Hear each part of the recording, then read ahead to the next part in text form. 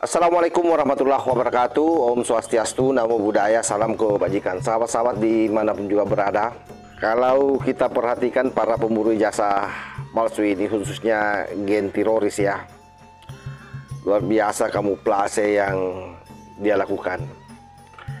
Dan menurut hemat saya, mereka ini memang benar-benar sangat licik ya, terutama Roy Suryo.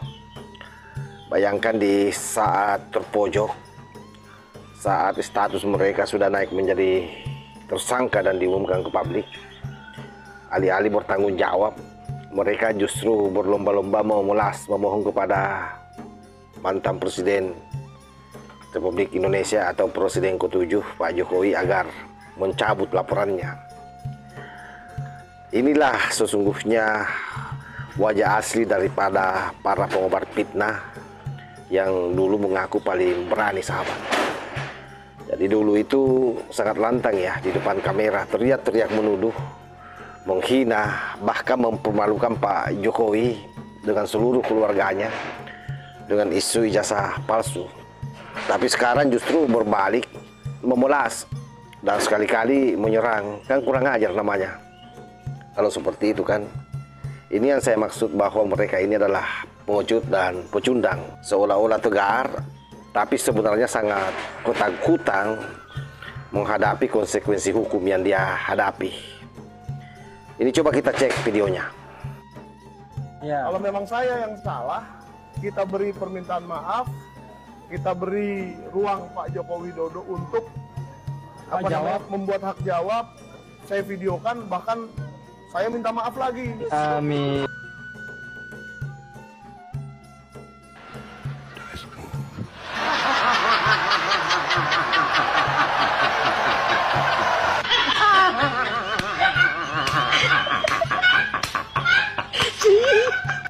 Kami akan cabut BAP-nya.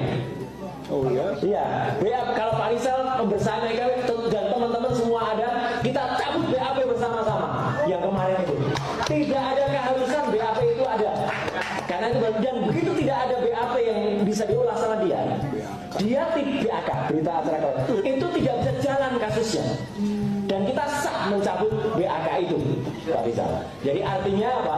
Ini yang mau kita lakukan. Untuk apa? Kalau itu dicabut, perkara nggak boleh jalan. Kalau perkara jalan, otomatis berarti terjadi pelanggaran hak asasi manusia. Menarik itu yang banyak ngomong di TV siapa, tapi saya nomor 1.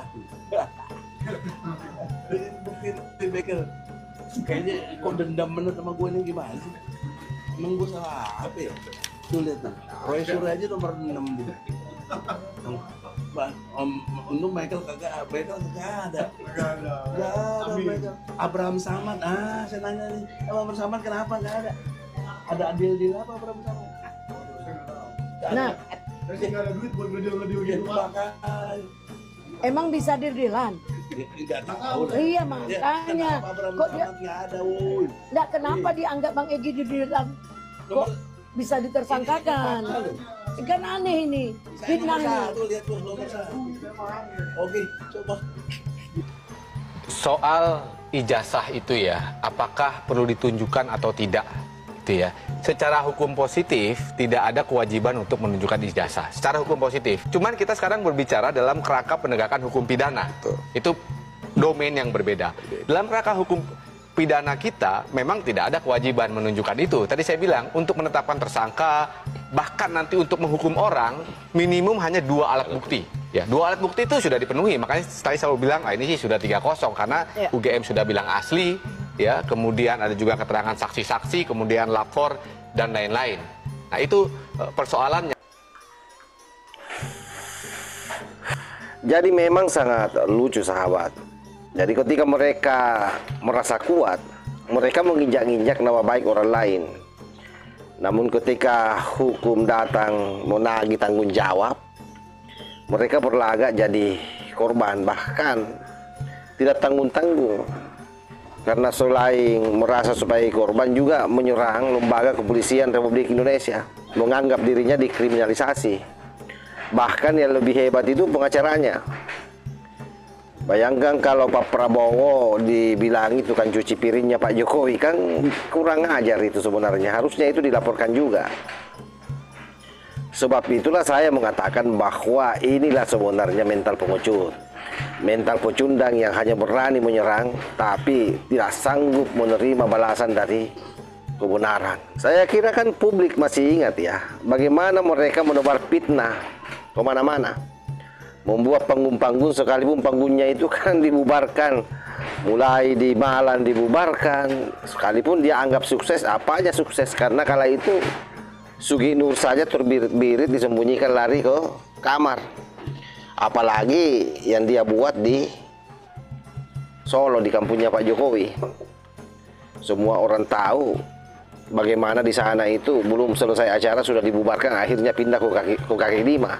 Jadi yang dia lakukan selama ini menebar fitnah kemana-mana, membuat gaduh negeri ini, dan bahkan mencoba menggoyang kepercayaan rakyat terhadap Gibran Rakabuming Raka.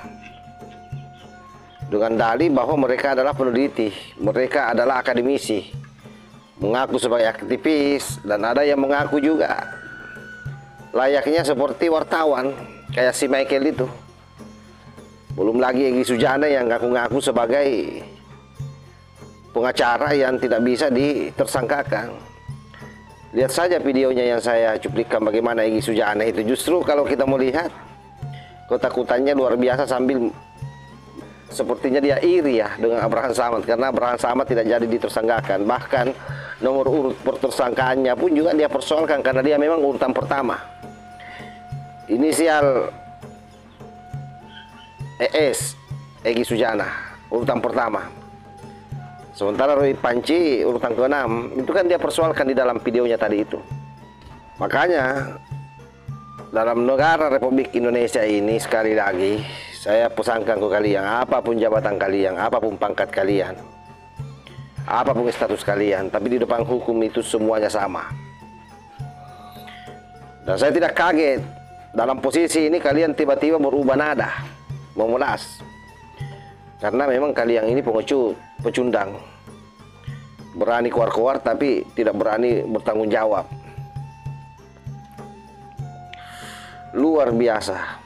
Jadi hanya memang kaum kuclu yang otaknya itu dia bawa keluar dari rahim ibunya pada saat dilahirkan, itulah yang percaya. Atau serendah-rendahnya otaknya dia taruh di lututnya. Paling orang-orang itu yang percaya ke kalian itu.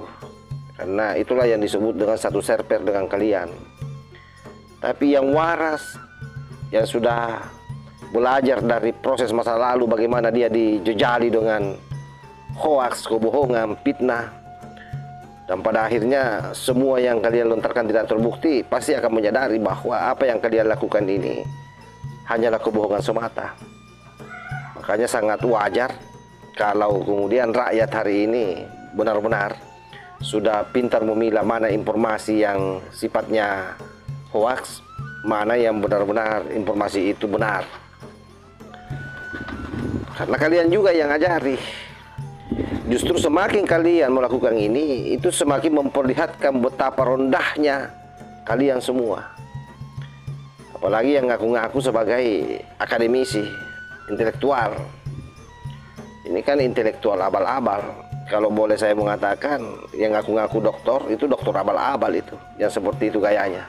Sebab itu sahabat-sahabat sekalian, mereka boleh saja berkilah, boleh saja menuduh balik, boleh bersandiwara seolah mereka diselimi, tapi yakinlah bahwa hukum tidak akan bisa dibohongi.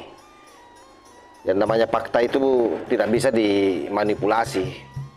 Dan rakyat sudah melihat semuanya dengan mata kepala sendiri, bagaimana mereka ugal-ugalang membangun narasi liar, memprovokasi umat agar berpecah belah. Saya kira Roy Suryo CS benar-benar mereka adalah pecundang sejati, jauh dari simbol yang namanya simbol perjuangan. Buat saya, mereka ini adalah contoh bahwa siapapun yang bermain, maka dia yang akan kena getahnya. Ketika kalian bermain api kebohongan, pada akhirnya akan terbakar oleh api ciptaanmu sendiri. Jadi kalian jangan mengulas ke Pak Jokowi. Saya kira sudah jelas apa yang pernah disampaikan Pak Jokowi. Kita ketemu di pengadilan, Dan saya akan memperlihatkan ijazah di sana. Jadi tunggu saja Pak Jokowi di sana. Di pengadilan. Kalian siap-siap saja ya. Panci? Egy Sujana? Atau begini saja, kalau Egy Sujana ini lebih baik ke London saja. Tinggal di sana selama kurang lebih 20 tahun. Nanti aman baru pulang. Kalau tidak meninggal di sana. Karena kasihan juga sudah sakit-sakitan, sudah tua. Saya membayangkan kasihan kalau dia di penjara itu bagaimana nasibnya. Dengan sel ukuran 1 kali 2 meter seperti yang pernah dia bicarakan, aduh payah. Pasti semakin sakit-sakitan dia di dalam. Saya kira demikian ya. Wallahul muwaffiq ila aqwamit thariq. Wassalamualaikum warahmatullahi wabarakatuh.